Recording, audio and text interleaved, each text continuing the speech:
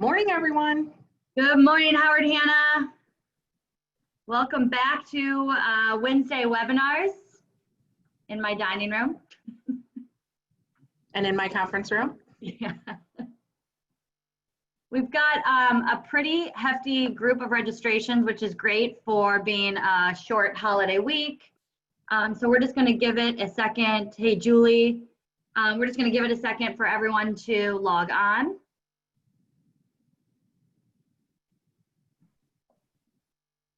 I know, kind of a different 4th of July week coming up here.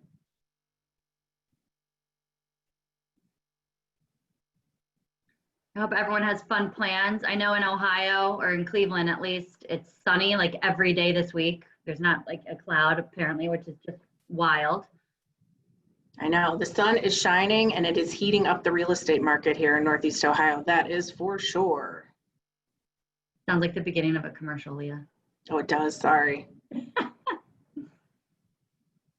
All right, so it is slowing down. I know we have over 200 people. I guess it's kind of getting back in the swing of things. We'll just give it one more minute here.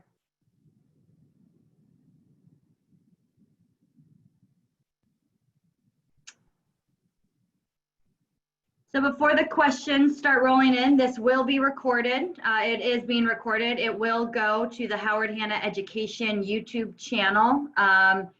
Usually up before noon. So if you are looking to reference this again, it will be online. If you have any questions for Leah, who if you don't know, I will introduce here in a moment. If you have any questions during the webinar, if you can please put it in the Q&A. We do say this all the time, but it is really important. The chat will disappear when I go to download the video, and we need to make sure that we get your questions. We want to save them. We like to look back at them and potentially make more classes. So if you do have a question for Leah during the webinar, please put it in the Q&A, and I will politely interrupt her and make sure that those get answered. And I think, I guess I will introduce you. It looks like it's slowing down. We're about short 100 some people here, but good morning, Patrick. Thank you. So I just want to introduce Leah Gibbons is the Regional Vice President of our East Region here in outside of Cleveland. And she's pretty much done every gig under the sun here, and she knows her stuff. So I've asked her to, for those of you who aren't familiar, we're actually doing a whole theme on navigating a seller's market this month. So we're going to have panelists. We're going to have different webinars that kind of follow this theme. And this is how we'll handle the Wednesday webinars and the Hobie town halls moving forward. So we're trying to, now that we're kind of back into business, we're going to try to make a lot of relevant content under one theme. This theme is navigating the seller's market, beginning with Leah Gibbons, who I guess I'll just hand it over and you could start to introduce your PowerPoint. Thanks, Kate. Hey, Hannah-Lan, I am happy to be here with you this morning to talk about a topic that is so timely. How do we navigate a seller's market when we have buyers that are getting frustrated and we're in multiple offers? And how do we coach our buyers? How do we navigate that market? So I can't wait to talk to you about this today. So I'm going to share my screen with you. And we're going to jump right on in. So we have to prepare our buyers to succeed in a fast-paced seller's market. These properties are going up all across our markets, and we're flooded with showing requests.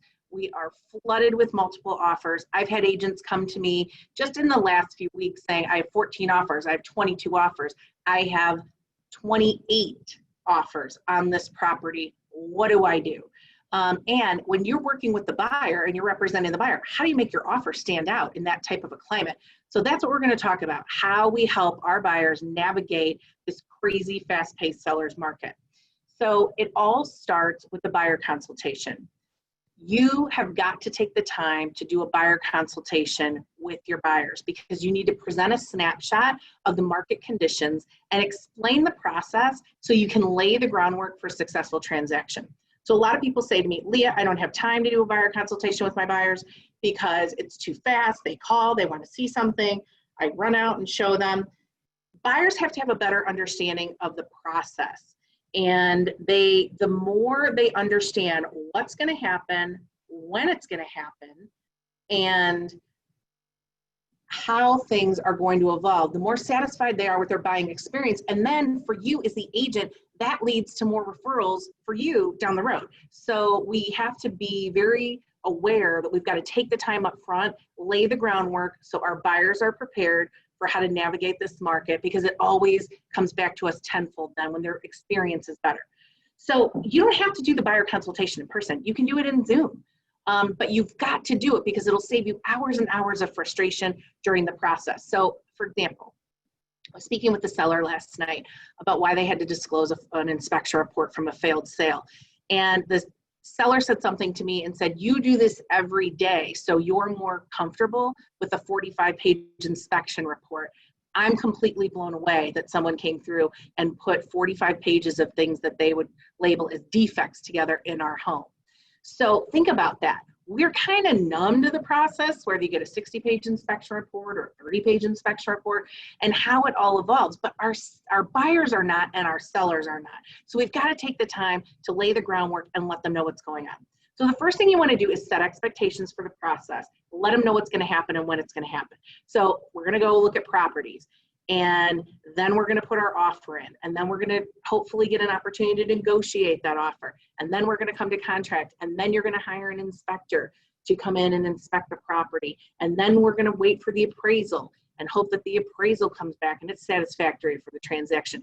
And we're going to continue to expedite the mortgage process all along, and then we're going to successfully get to a closing. You got to let them know what that timeline is and what's going to happen, and always remind them, okay, here's where we are and here's what's going to happen next. Give a sample purchase agreement to your buyers to review before you sit down and write an offer for them.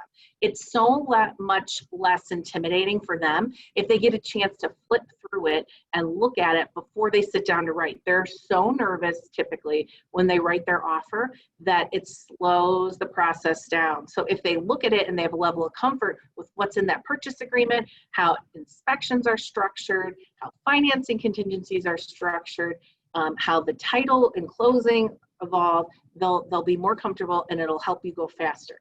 You have got to give them a picture of what the current market looks like. So for example, what is the list price to sale price ratio? Right now in some of my markets, we're over 103, 104%. So properties are being listed and they're selling well over asking price. Buyers need to know that, because if they think they're going to write an offer right now and come in under asking price, they're probably going to get lost in the shuffle. What's the absorption rate? So here's what I mean by absorption rate.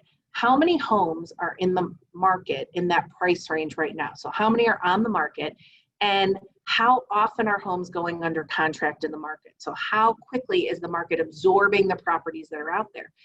If buyers think they have time to go look at a property and come back to it next week right now, they don't. The absorption rate is so quick. We, in many markets, have less than 1 or 2 months of inventory on the market.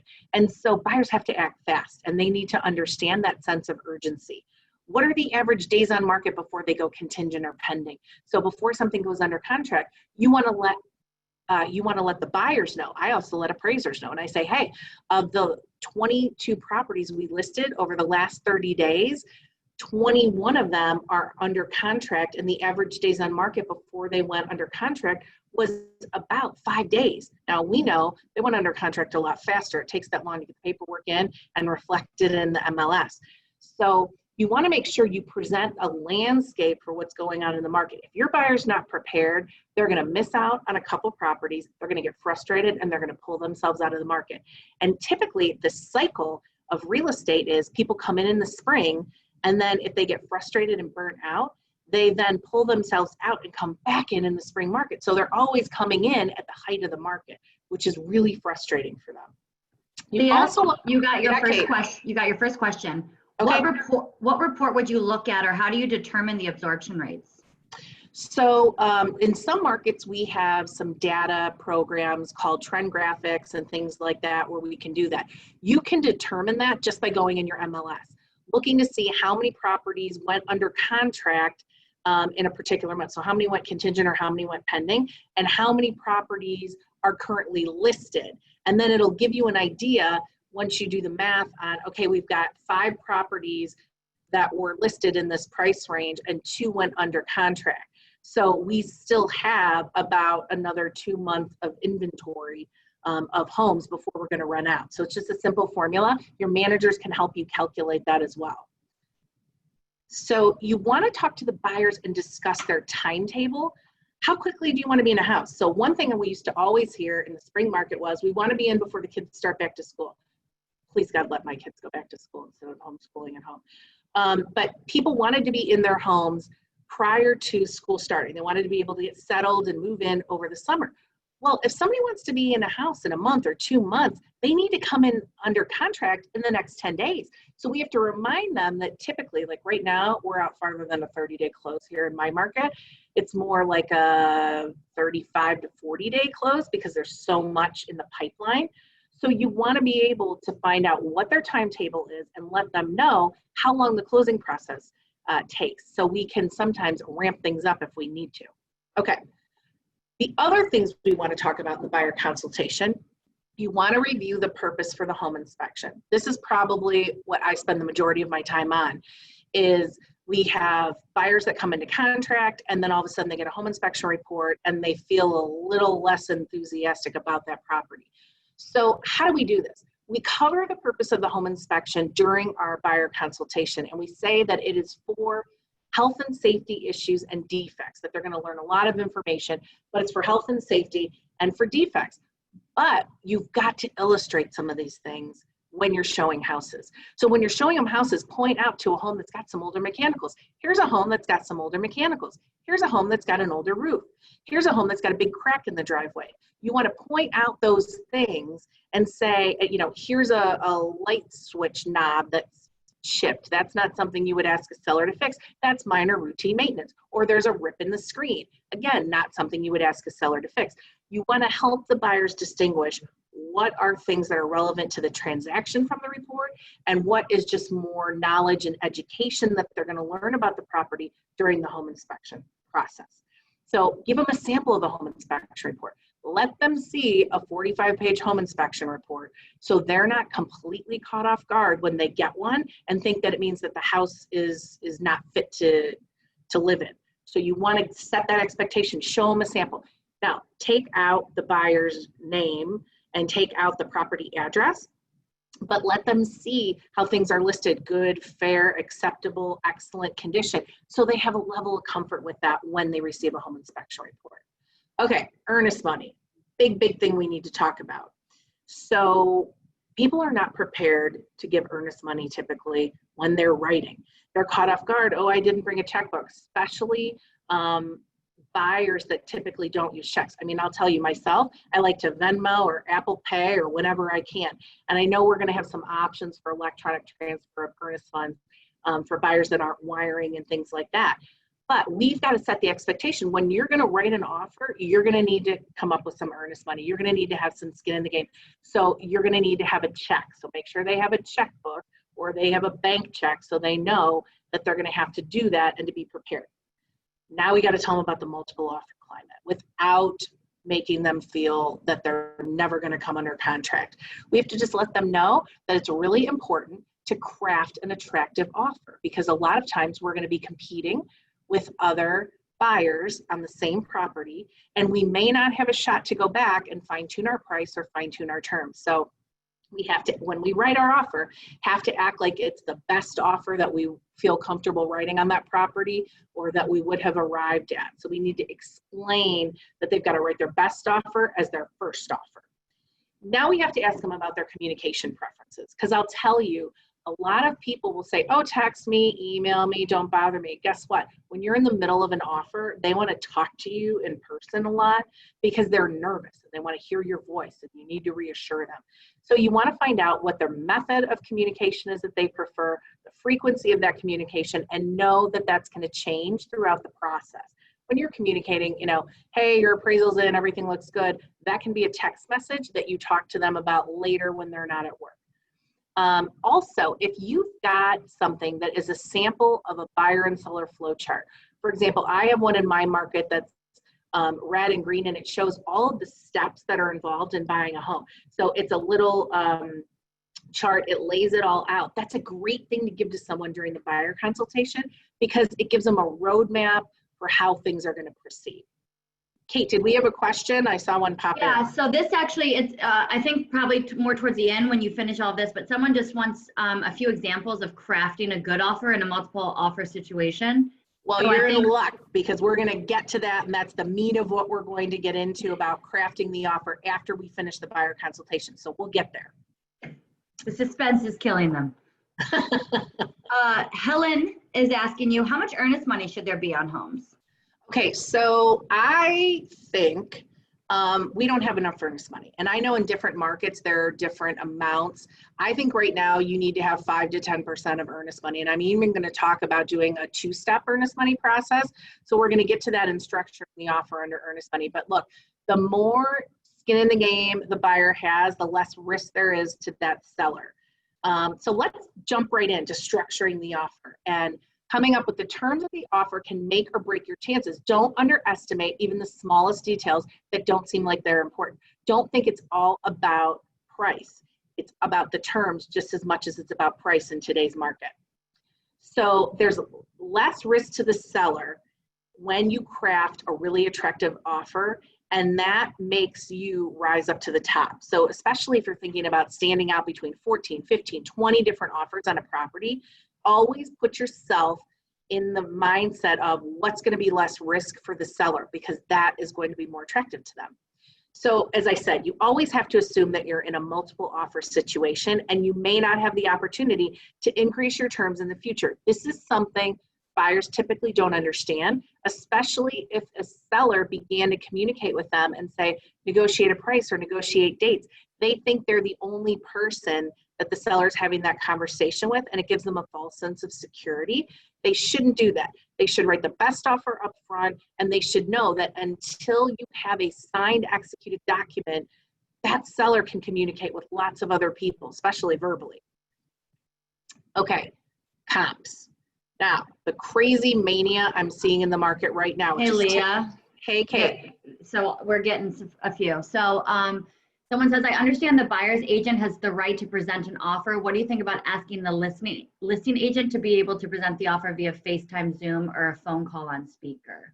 Okay, that person's question, you were like my favorite Gold Star student today, because I'm a huge proponent of presenting your offer in person. Now, with what's going on in social distancing, some people aren't comfortable doing that. Guess what? Zoom it out.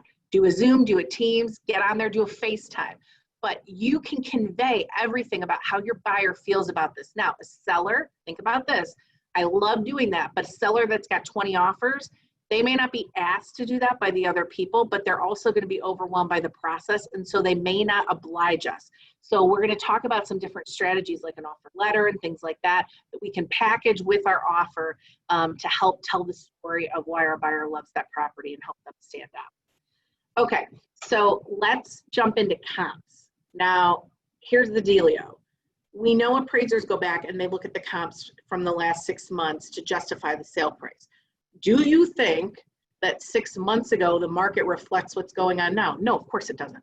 But buyers have to understand when they're looking at comp data and they're saying, oh, well, this house sold for this amount of money. Yeah, it did 3 months ago when there wasn't huge buyer demand. That comp is there, but it is not necessarily relevant to what's going on in today's market.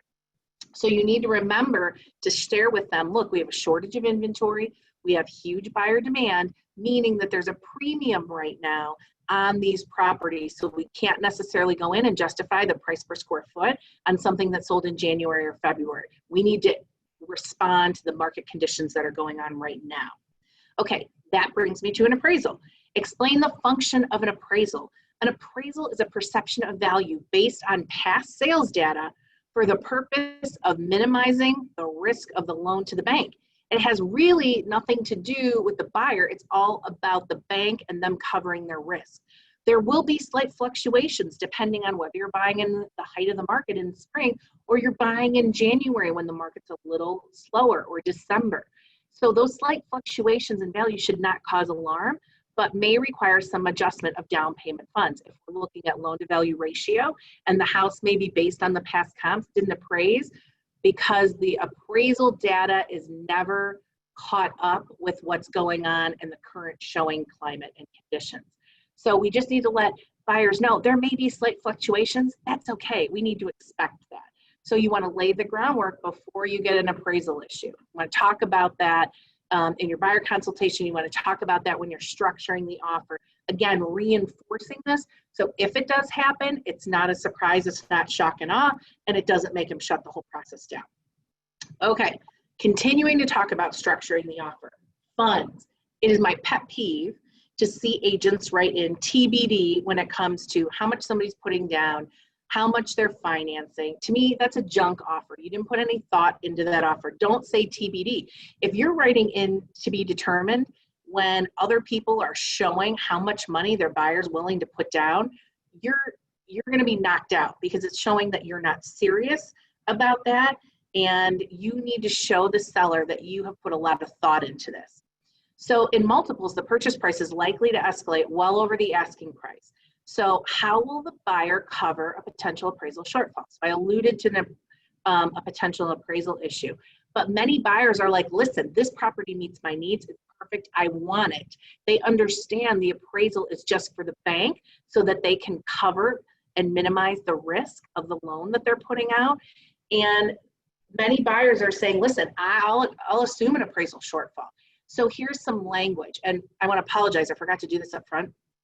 This presentation is heavy text because I want you to be able to have it and refer back to it with all of the things that I say. I typically just tell these stories, but they're not in the presentation. And then people always come back to me later and go, what did you say about this? So I wanted to put as much content in as I could for you. So sorry, I know it's kind of boring because it's a lot of Leah, this is a great opportunity for me to tell everyone on this call. So this is recorded, but this presentation will be on GoHanna. And if you registered, it will be emailed to you as well as a PDF. So someone had just asked if they could get a copy of this presentation. It will be available to everyone on GoHanna and emailed as well. That's it. Great, thanks, Kate. Okay, so many buyers are willing to assume an appraisal shortfall, whether it's $5,000, $10,000. I have people in high price property price points that are saying $50,000, $70,000. So again, it depends on your market, it depends on the price of the property, but here's some language you could include in your offer. Should property fail to appraise for full purchase price, the buyer agrees to assume up to $10,000 of an appraisal shortfall. So that right there is minimizing risk to the seller, because the seller can see somebody offering them $40,000 more than their asking price, but if that doesn't appraise and that buyer's financing, then how are they going to cover that? Are they going to have the wherewithal to get their loan to value ratio down to cover that? So when you say a bold statement that a buyer is willing to assume any appraisal shortfall or a portion of an appraisal shortfall, it makes your offer stronger. So along those lines, many markets are using escalation clauses. And we have one in our market. It's kind of interesting. 2 years ago, the escalation clause, you'd have maybe one buyer that would offer the escalation clause with their offer. Now, multiple buyers are using the escalation clause, which muddies the waters for the seller even more, and the agent, frankly, to understand how they work. But if you're using an escalation clause with your offer, consider not just the top purchase price that you're willing to go up to, but also the intervals with which your price will increase. That's the knockout factor, in my opinion. Some people say we're going to go up by $1,500. Why would you do that? Go up by $2,500, or if it's a higher price property, go up by $5,000, because you knock out and negate the other people when your increment is larger. So hopefully that makes sense. Do we have questions about escalation? Yes, we have a lot of questions on this page. Okay. So the first one that we have is, what is the best way to explain to a buyer that a particular home has been positioned to go into multiple offers? They're literally going to have to go up maybe 15 to 20,000 above asking, relying on that only on this realtor's advice. It can also be 15 to 20% of the home. How do you explain that to a buyer that they're going to have to go up in multiple? Okay, so one thing that you want to do is you want to be able to check the trends. You want to look to see what things were listed at, what they come in and they show that they're sold at. You also want to get data from your colleagues. So we have sales meetings in our market every Tuesday, and we do Zoom calls, and we share, I had this property, I had this many offers on it. This one, like yesterday, we talked about a new listing that we had. for 24 hours and we had already had 30 showings and we'd only listed it 24 hours previously. So you get the sense of that information. You have to convey that information to the buyer, and you do it telling stories. You let them know, hey, a property in my office or a listing that another agent in my office had just had 24 showings. They ended up with 18 offers, and they were all over asking price. Some escalated up to $20,000, $30,000 over asking price. You want to share that information.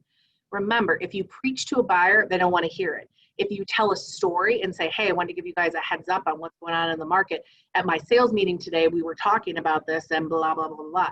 You let them know what's going on. They feel like they're getting the inside track. You've got to paint the picture of the market for them. Do it in the buyer consultation. Make sure you keep them updated. Hey, remember the house we saw yesterday? It's already under contract. The agent told me they had 20 offers on it.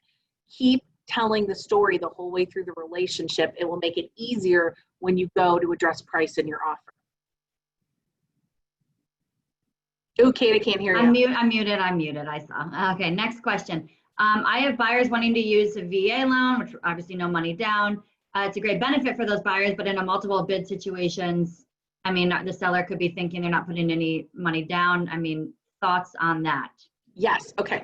So for VA, you need to really structure that in your offer letter. You need to talk about how your buyer served the country and they were proud to serve the country, and how they have this benefit that they're really looking forward to use to purchase this property where they're going to make their home for their family. You need to play that up. You also need to talk to your loan officer and have your loan officer dispel the myth that a VA purchase costs the seller so much more in costs.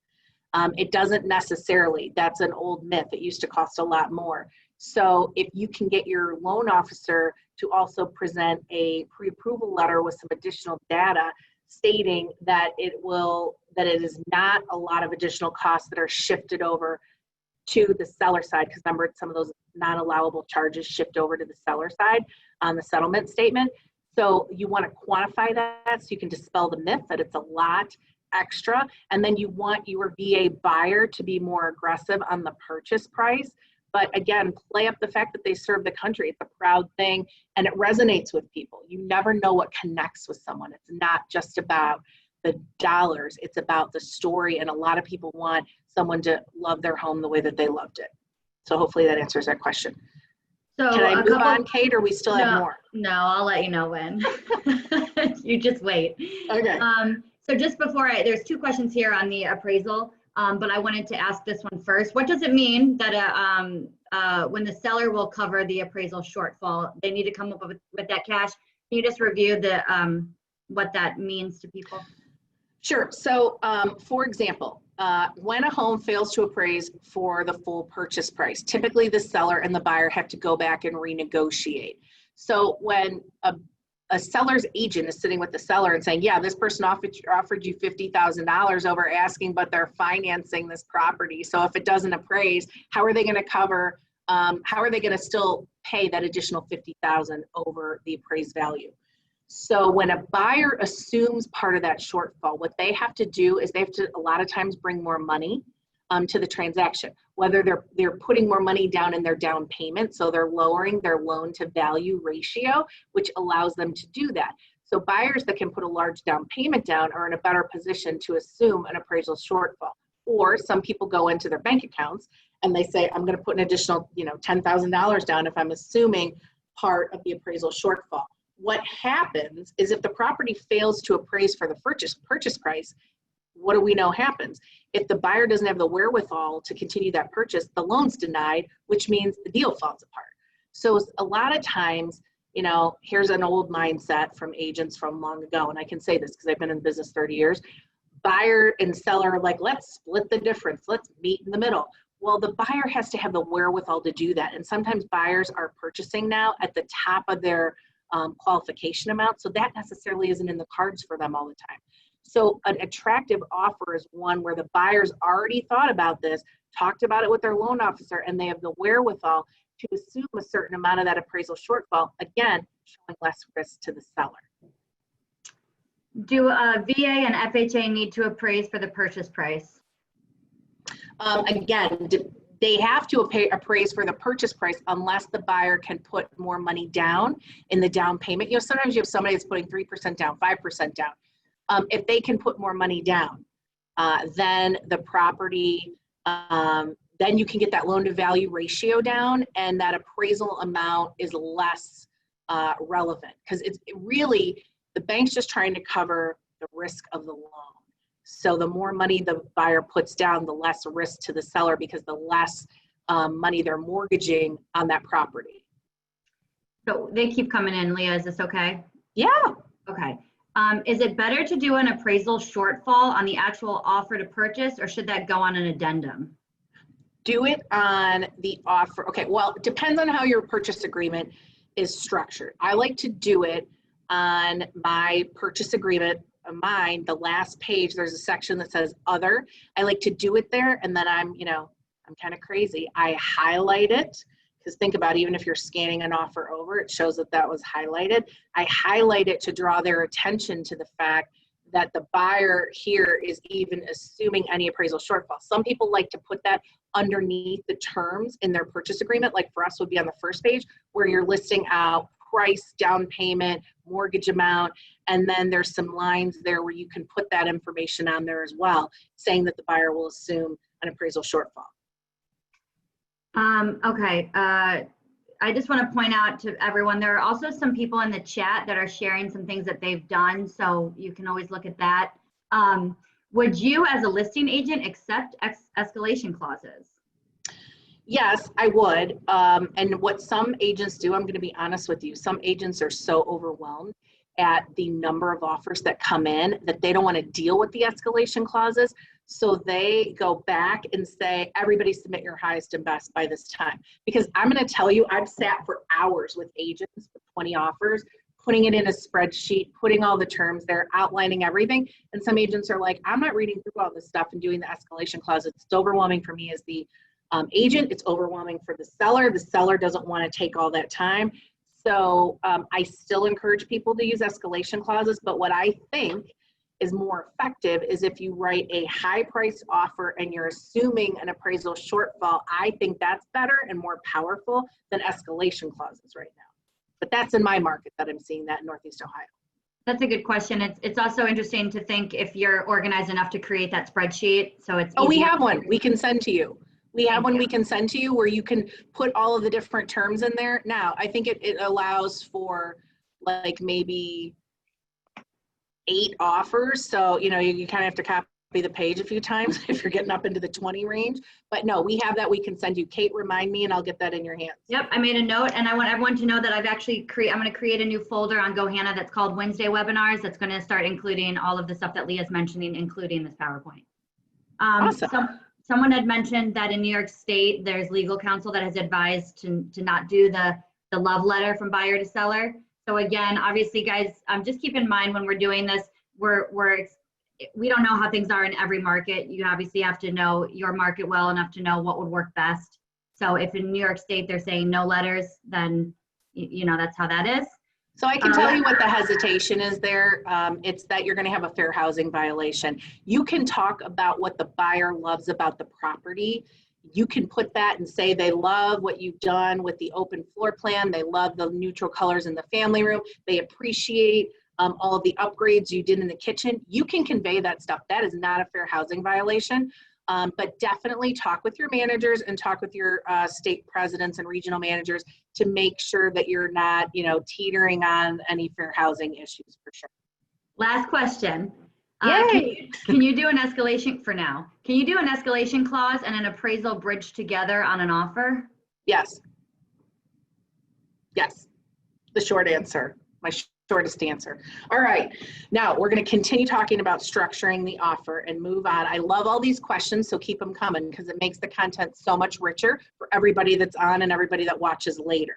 Okay, so earnest money. I talked about how I like 5 to 10% of earnest money, but I also like a 2-step earnest money process. Again, it shows that the buyers has more skin in the game. So the first thing is, number one, your first step for earnest money collection is at execution. The second deposit can come after the successful removal of the inspection contingency. Some buyers will even make that second deposit of earnest money non-refundable because they're saying, look, we want you to know we want this property. We are invested in this property. Now think about it. If you have someone who's put that kind of earnest money down and you have somebody else who's giving you $1,000, there's less risk to the person that's putting more earnest money down. I'm going to share one quick story when we talk thinking about purchase price. So I was managing an office and I was helping an agent. This is before the manager had to be a dual agent in a situation. So I had a listing agent that had a reload client and they had their own offer on the property and the reload client was not comfortable with them being a dual agent. So I stepped in and represented the buyer. We had two buyers, this is so incredible, two Howard Hanna buyers that offered the exact same amount of money for the property. They were both, and this was, gosh, this was like 10 years ago, they were both $50,000 over asking price. This was a hot neighborhood where people wanted to be. So I had said to the buyers that I was counseling, I said, listen, can you put more money down? And they said, sure, we can put a lot more money down. I said, let's put it on here. Let's structure this as if you can put as much money down as possible, meaning you're mortgaging less, meaning that there's less risk to the seller. I did not know when we were structuring our offer that the purchase prices were the exact same amount. The reason why we won is because we put more money down and we had more earnest money. So again, structuring that offer and bulking up those numbers, don't just think the minimum you have to do, but talk to the buyers and the loan officer that you're working with to make sure that if they have the wherewithal to do more, you include that because it makes a huge difference in perception. Okay. The biggest issue we have to deal with is the inspection after we've negotiated and accepted an offer. So what typically happens is buyers disengage after that inspection. So again, the more we talk about the inspection in our buyer consultation, when we're showing houses, the more examples we give, and the more earnest money we have, the less risk there is of that buyer disengaging. All right, I wanted to mention, Helen has given advice to people that just says, did you read this, Leah? Just careful with your escalation clauses. If you start low and have an escalation clause, it could offend the sellers. Make sure your first offer is strong. Yes, I completely agree 100%.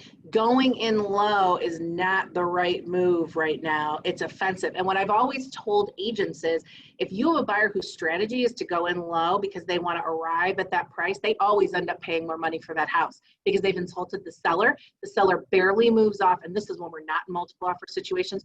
The seller barely moves off their asking price because they don't believe the buyer is serious, and it takes a lot longer for buyer and seller to whittle away and meet at that eventual purchase price, and the buyer always ends up paying more when they go in with a low offer.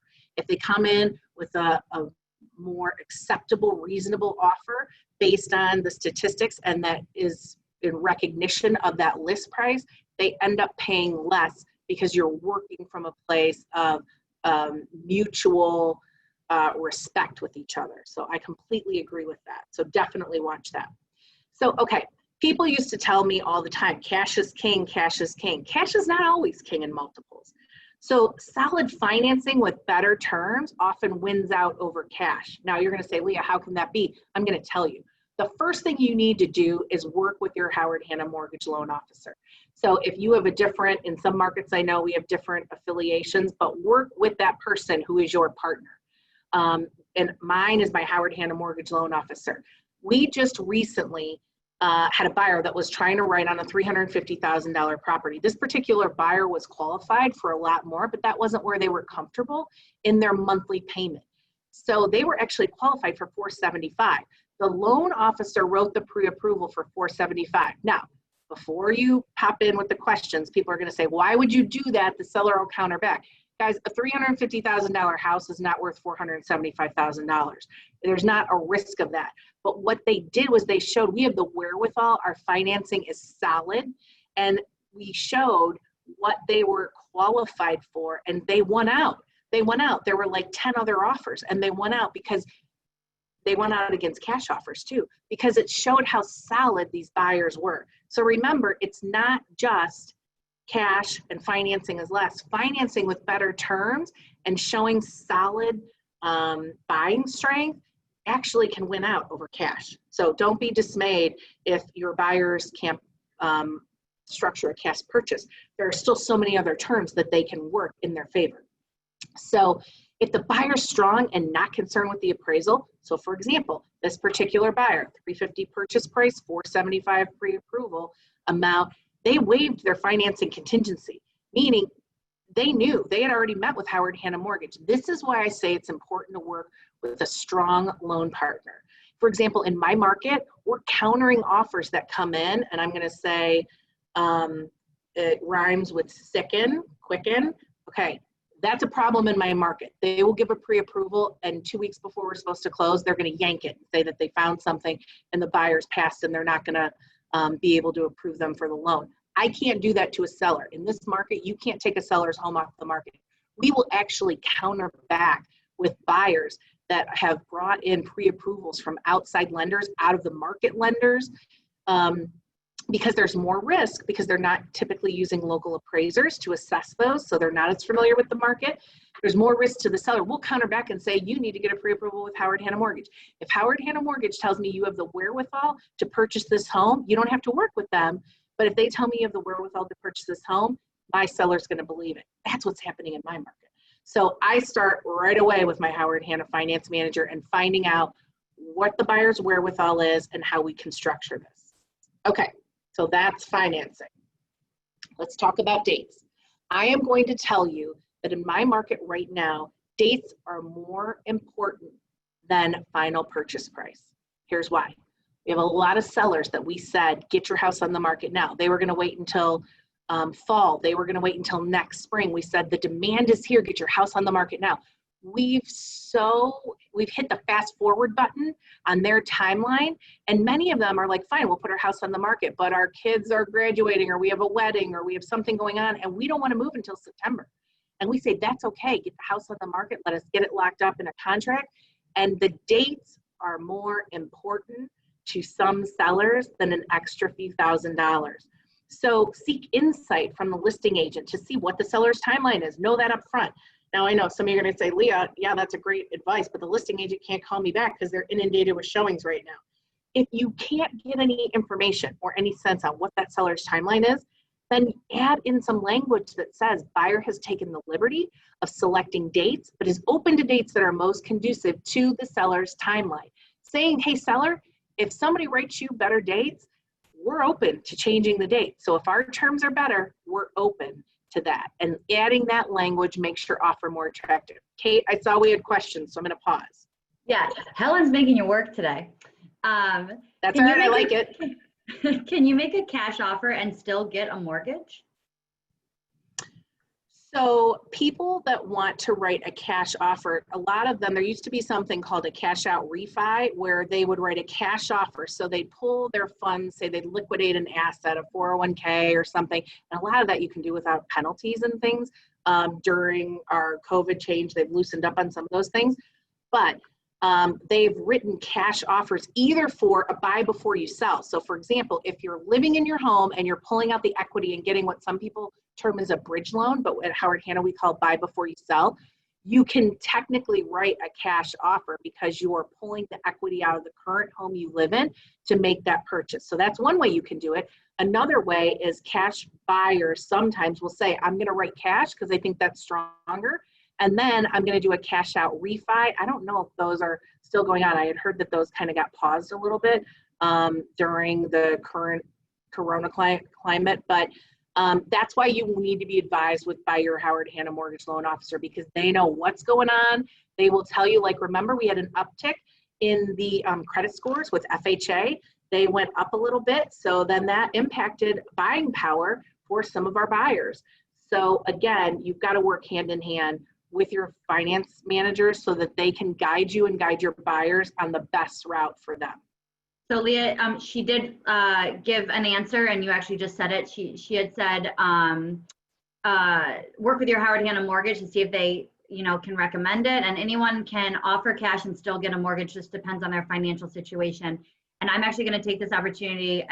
I know Wendy Pumpa is on this call. The second Wednesday webinar this month will be on the 15th, and we're actually going to bring on some mortgage and title people that you can ask these questions to. So we'll have a group of people that will help from Howard Hanna help you answer these questions. So please tune into that one. There's also going to be an email that goes out where you can put your questions in ahead of time. So just keep your eyes open for that. And then here's your second question, Leah. As the listing agent, if I sent you an offer with a conditional approval letter with the appraisal showing that my buyer has already gone through underwriting, would that improve my standing with you against someone that might be the same offer amount of slightly over? Basically, it would remove most of the concern with the financing. Yes, so that's the other thing. I sound like I'm a Howard Hanna mortgage commercial today.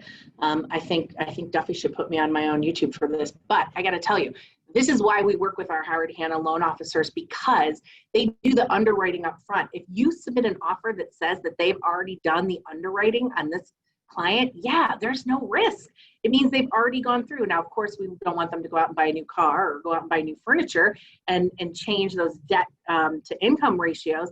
But yes, when you show that you've already done the legwork, that's way better than if you get a online pre-qualification. I'm not even going to call it pre-approval because it's not. An online pre-qualification from something that rhymes with sicken or has a rocket in it that explodes your transaction, okay? And I'm sorry, I know it sounds like I'm picking on them, but when my clients get burned, I've got to put some protection things in there, and I've got to work with lenders that I trust and I know will come through.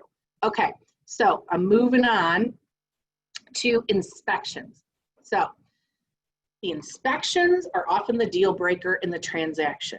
Crafting inspection language with less risk to the seller gives the buyers a leg up on other offers. Now, I had some questions right away. What are things we can do? I'm going to jump in and tell you.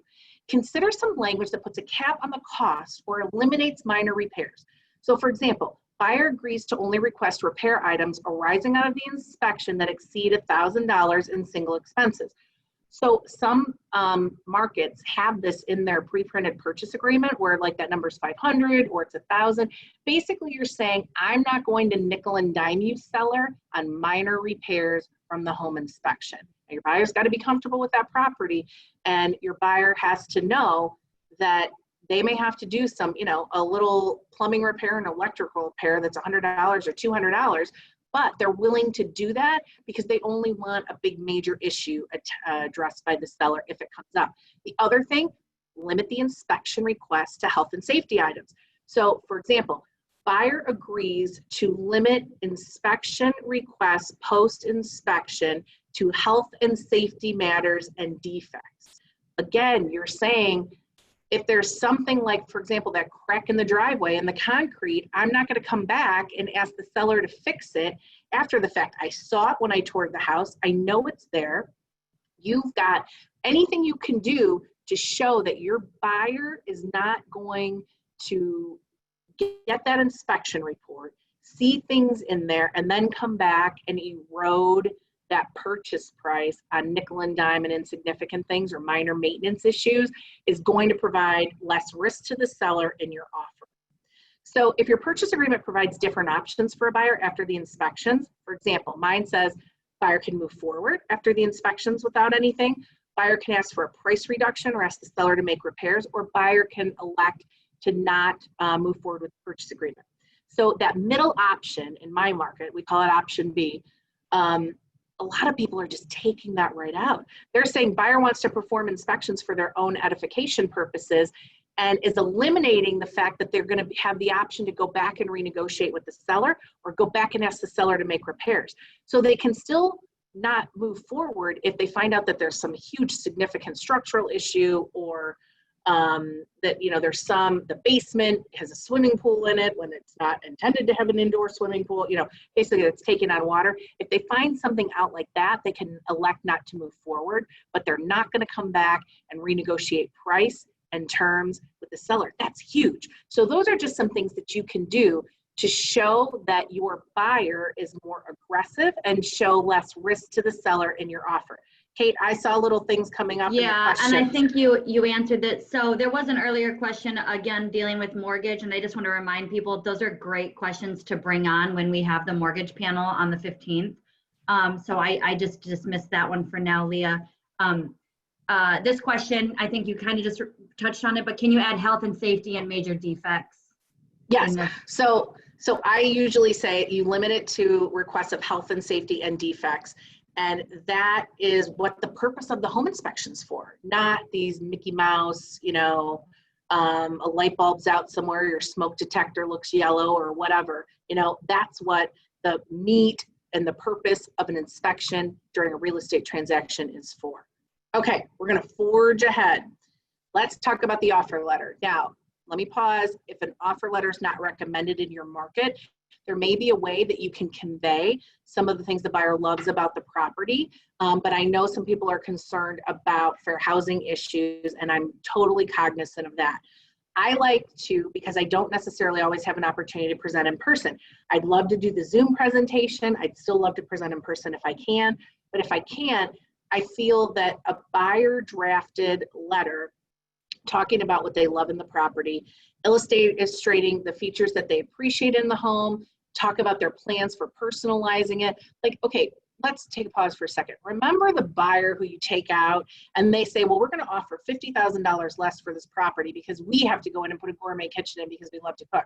The seller may say, look, what we have, we consider it to be gourmet. Maybe it doesn't have the appliance brand you want, or it doesn't have the type of hard surface counter that you want, but we consider it to be a fine kitchen. It doesn't necessarily detract from the value and purchase price of our home because of that. So again, you can talk about some of the things they want to do to personalize it. Maybe they are looking to take that extra outbuilding and make it into something they can do to run their home-based business. I don't know, but there's things you can talk about how they want to personalize that property that doesn't touch on their family, the people in their family, or anything like that. It's more specific to the property. And then it's another opportunity to point out things that the buyer will not be asking the seller to address as a result of inspections. So for example, we noted that the mechanicals were older in the property. The buyer's already setting some money aside for the time when they need to make those replacements. What does that say to a seller? You're not going to ask me to reduce my price because the inspector comes in and tells you the mechanicals are older. We're not going to ask you to fix that crack in the driveway. That actually happened when I helped my cousin purchase a home. It was that crack in the driveway. We said he's already setting money aside to have that concrete work repaired. So again, giving the seller more of a level of comfort in letting them know that this buyer is serious and is not going to nickel and dime them. I see more questions, Kate. Should I pause? It was a chat, someone just sharing.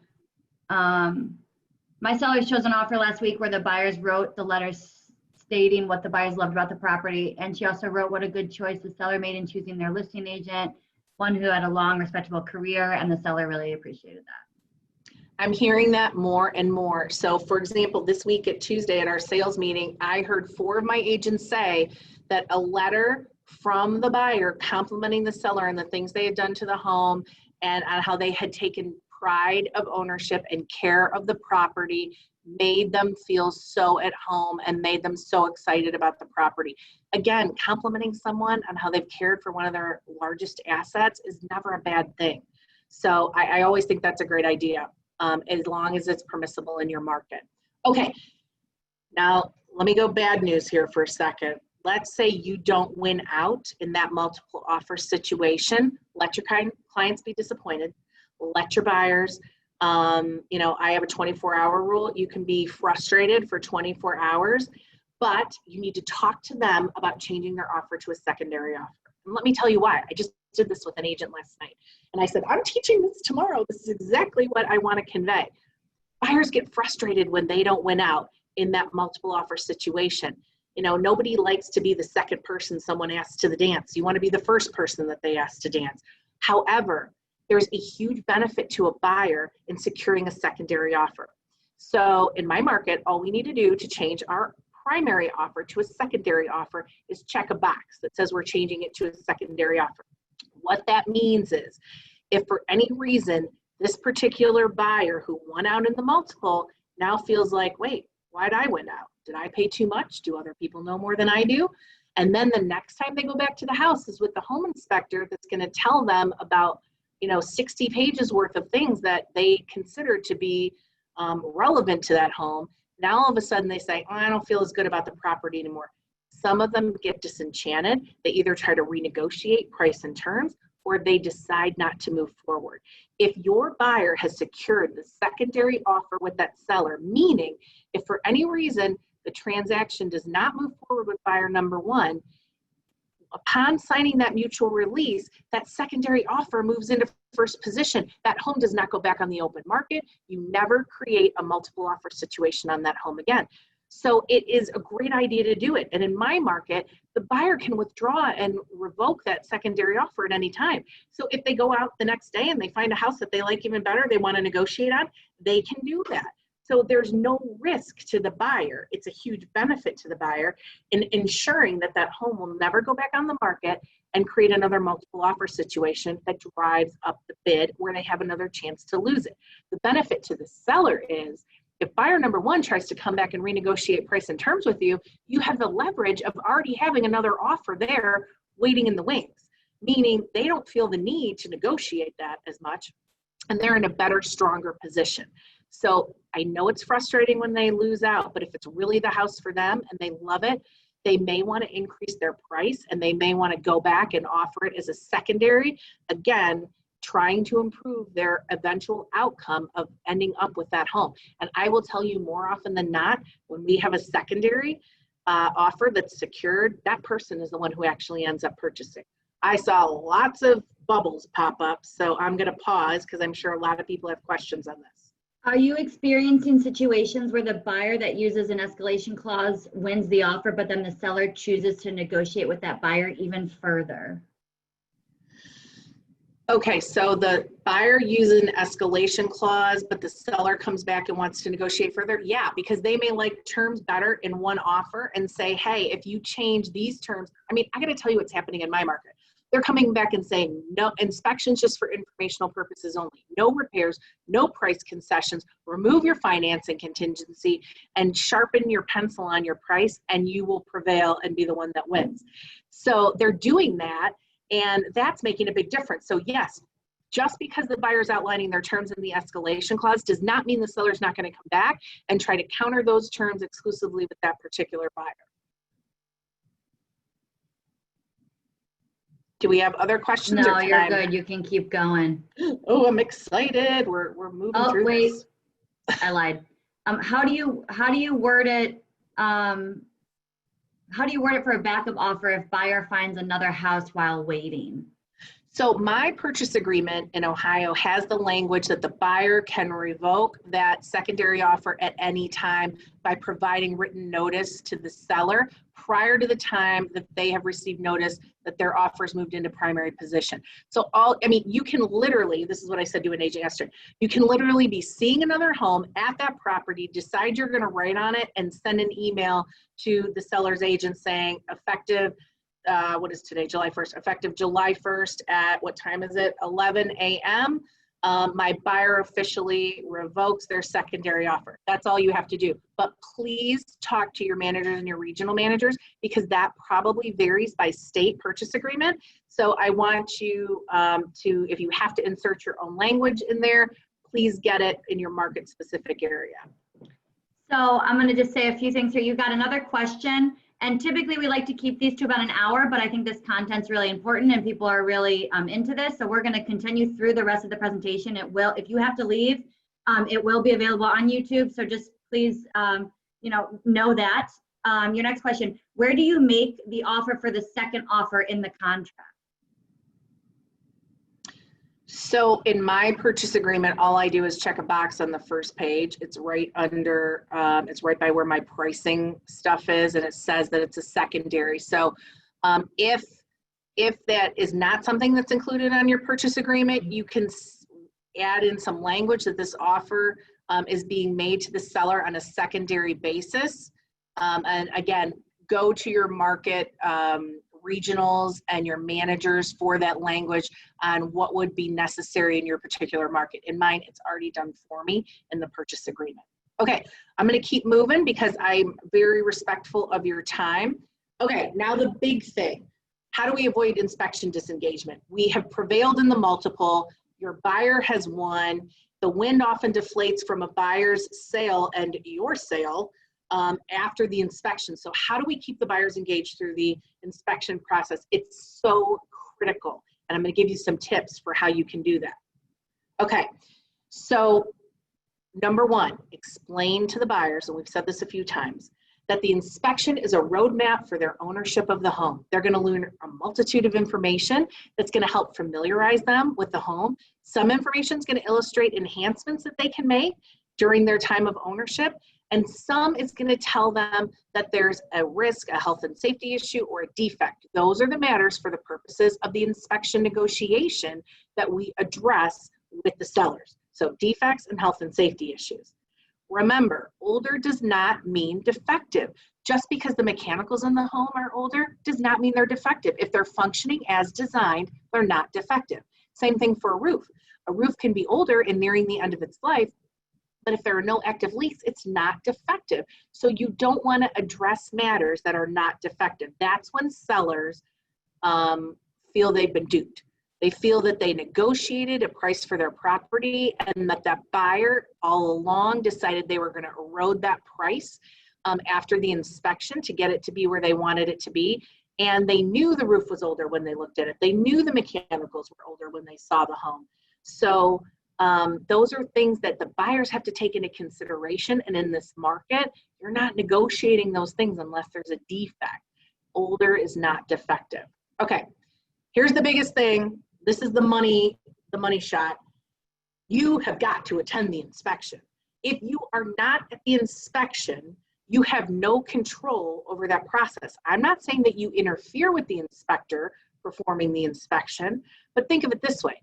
Would you ever let another agent, let's say the seller's agent, and these are your buyers, would you ever let the seller's agent talk to your clients for 2 to 3 hours without you being involved in the mix? Never, ever, ever, ever, ever would you do that. Why would you let a home inspector talk to your clients about the home and about the transaction for 2 to 3 hours and you're not present? That is a huge mistake. You have lost control of the transaction. You have to be there. You don't interfere with the inspection, but sometimes you can ask a question, which I do all the time. For example, in my Heights market, my Shaker Heights and Cleveland Heights market, I have older homes there. So I like when an inspector's talking about older homes, I like to say, Mr. Inspector, do you think that that's a typical for the age of this property and the neighborhood of these types of homes? And the inspector typically says, yes. All of a sudden, the 5 things they just listed as a cause of concern, they're saying is typical for homes of this vintage in this neighborhood. So sometimes just asking a question to qualify that during the inspection already makes people feel more comfortable. You have got to be there. You've got to hear what was said. Because if you don't, then your buyer is going to have a completely different interpretation. And remember, we look at inspection reports every day of the week. They are only looking at the one for their one transaction, and they're going to be overwhelmed and frightened.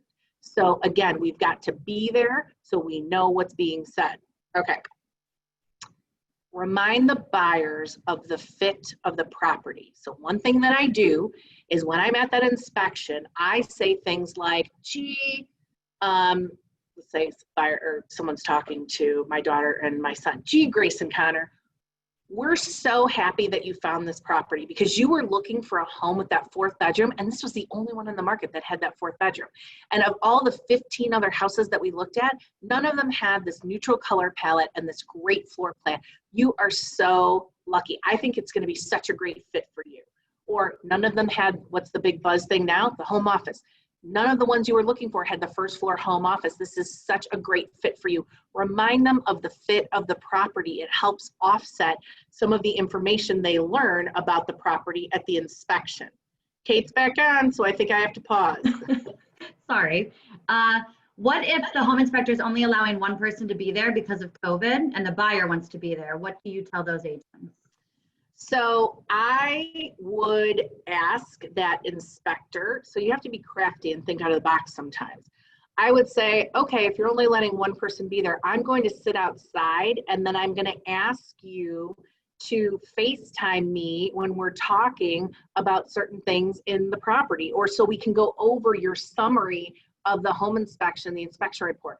I want to be there. So I don't care if I'm sitting on the back patio and I'm FaceTiming them because only the inspector and one of the buyers is permitted in the property. They're going to FaceTime me and we're going to talk about the summary of the inspection report. Think outside of the box.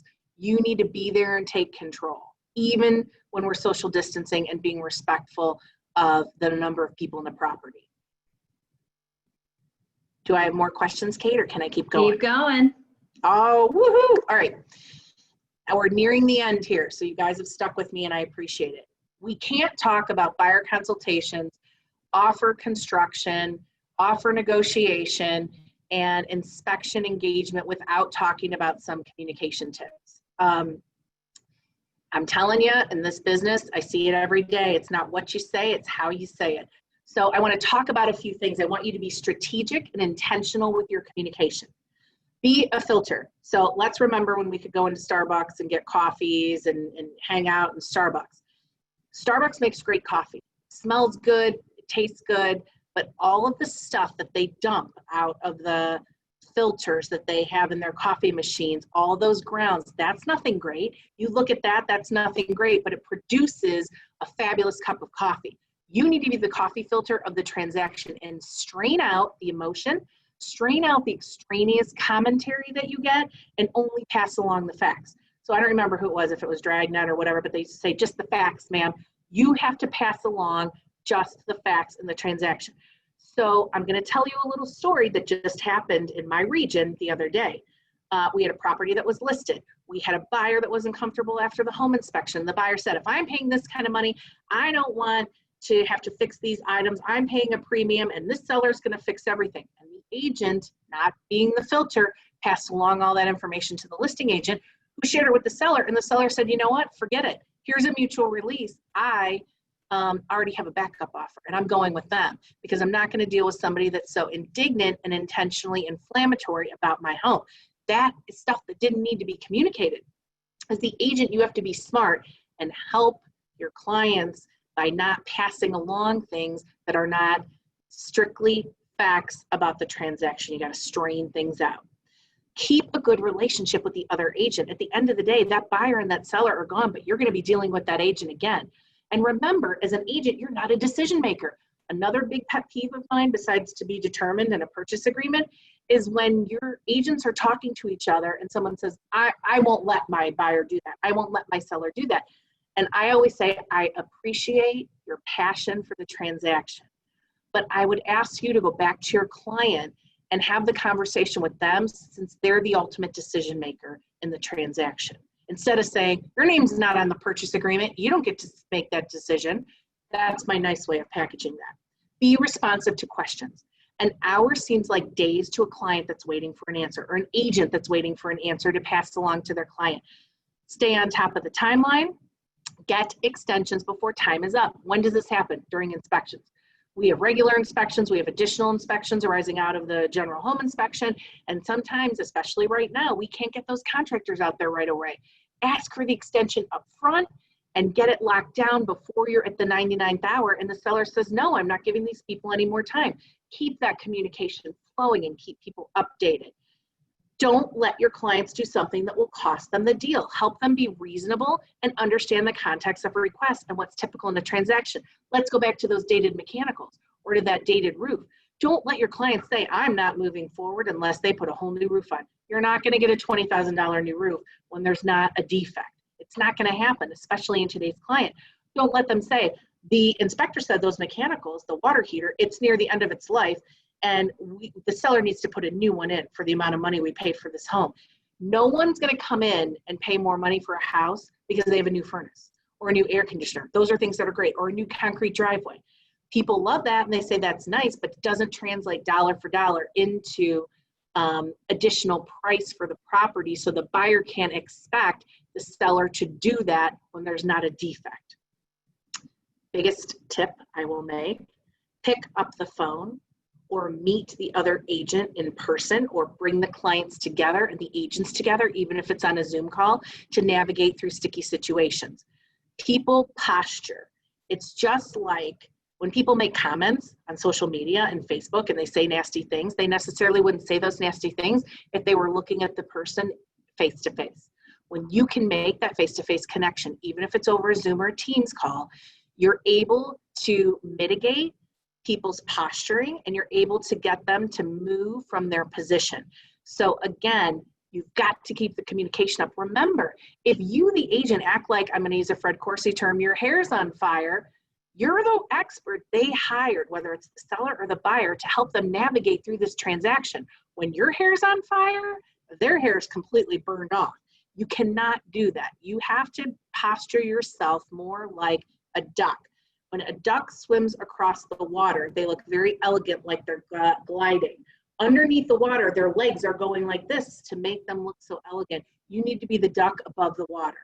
Don't let them see what's going on behind the scenes. Don't let them see that you're frazzled. Always give your clients assurance.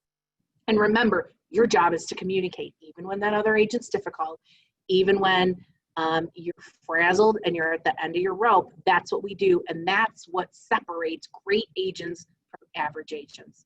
Okay, I know there were more questions that came in, and this was my last thing to address today. So first, let me just thank all of you for tuning in. I appreciate it. I hope you found this content relevant and helpful, and I hope it helps you sharpen up your next offer and get the edge. And now I'm gonna finish up with questions. Leah, there were no questions. There were literally like 5 people that came in that just said, this has been the most amazing content. Thank you so much. This was so great. Amazing presentation. That's literally every notification you're seeing right now is everyone so thankful for your PowerPoint and your presentation. Well, I am so glad it was relevant, because I have to tell you, it was just my stream of consciousness of all the things that I do as a regional manager to try to keep deals together every day. And I'm a big Monday morning quarterbacker where we say, wow, yeah, this didn't work so well. Here's what we can do better next time. And I took all those Monday morning quarterbacking ideas and put them together. So I hope that they're helpful. I wish you all the best luck. And I am honored to be a part of this company with such exceptional agents that go over and above for their clients every day. So thanks, everybody. Leah, I can't scroll fast enough for these nice comments. You should just open the chat and read them while I remind everyone about the rest of this month's theme.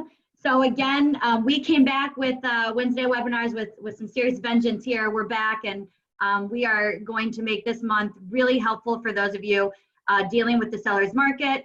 So on next Friday, what would that be? The 10th, Hobie will have a town hall with agents that have actually done everything that Leah's been saying. They've done it in real life, and they're going to share some of their experiences.